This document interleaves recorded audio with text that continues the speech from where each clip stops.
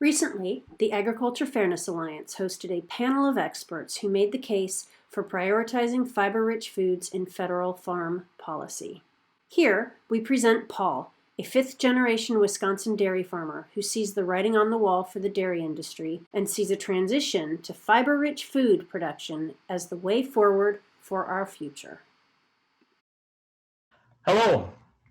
It's a shame you can't see my face right now, but my name is Paul, and I'm a fifth-generation dairy farmer from western Wisconsin. My wife and I are in the process of taking over the family farm, which consists of 200 cows and about 1,000 acres. However, due to the continuing consolidation of the dairy industry and its movement away from the traditional family farm, we don't plan on the next generation milking cows. Up until 5 years ago, the plan was to buy and expand the herd of cows. As we were putting numbers together, it became very clear that money was going to be tight. We weren't comfortable with a business plan that relied on funding from government programs to stay afloat. About the same time, I was looking into perennial crops. I wanted to know if it was possible to grow some sort of nut crop at a commercial level, cold hardy enough to survive the Wisconsin winter. It took some time, but I came across information on hazelnuts and the emerging group of people trying to grow them and establish a hazelnut industry in the Midwest. Our farm is in a driftless region. We live in the part of Wisconsin that didn't get run over by a glacier. We farm deep valleys and steep hills. Growing just corn and soybeans is not a realistic option. We currently strip crop with alfalfa hay to avoid erosion and nutrient runoff. Inserting strips of hazelnuts would be a great way to replace the unneeded dairy use hay and continue to farm our hills. My wife and I want to continue to raise our family on the farm. We understand that we're just stepping stones for our kids and the next generation. We want our kids to have a chance to pursue agriculture and take over this land someday. We don't want them to be forced into something they'll have to work their tails off to keep afloat or have to rely on government funding to survive. With the current dairy industry and climate change issues, our size of dairy farm is not a long-term option. I am very grateful for what businesses like Miyoko's Creamery are doing. A common sight driving through the rural Midwest are well-kept farmhouses surrounded by an arrangement of dilapidated farm buildings. Communities that once held a dozen or more farmstead families now may have one or two.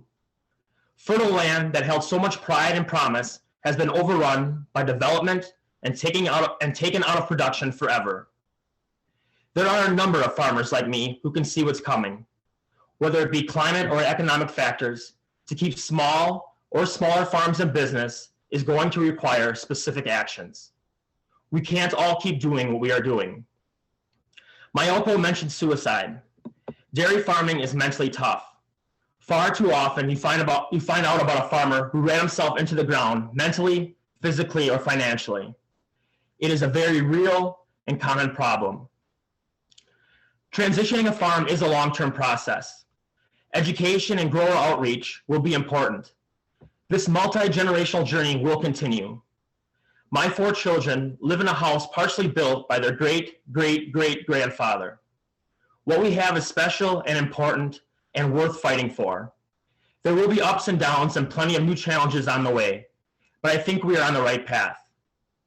I appreciate these opportunities with AFA and with Miyoko's Creamery. Thank you. Thinking about how we're trying to influence also to enable farmers here in America to make this transition.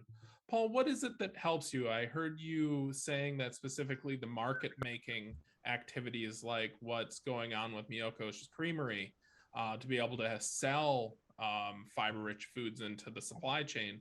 But are there other ways that the government can support you? Yes, thank you. I guess mainly, give from the dairy standpoint, give us an incentives to plant other crops. Right now with dairy, we get to benefit from certain programs. We have to keep dairying. We have to keep milking cows, even though the prices have been lagging for the last 5-10 years. We keep getting, it's kind of the carrot in front of the donkey. We keep getting payments to keep farming, to keep trudging along until you either fall off the wagon or you quit or you try to thrive or whatnot. I guess the government programs, they mean well, but I think they're off the mark.